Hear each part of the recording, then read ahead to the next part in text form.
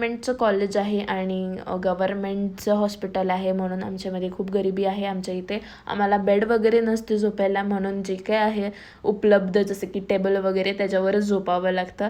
त्याच्यावर झोपून झोपून माझी पाठ मला ऊ करायला लागली. But we can't do anything, we are interns, we have to manage, we are in a medical field, we have to manage by hook by crook.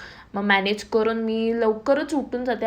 आसपास मी 4 वाजता उठून जाते. 4 वाजता उठले, थोडंसं फ्रेश वगैरे गेले, पाणी वगैरे डोळ्यावर मारलं, कारण की मग असं झोपेत काम केलं तर मग रिपोर्ट्स पुढे मागं पण होऊ शकतात. मग राहिलेले जेवढे काय सॅम्पल्स होते ते मी केले. मग पुढचा पण एक लॉट आला होता, तो पण मी टाकला, कारण की मग ते पुढे सोपं पडतं.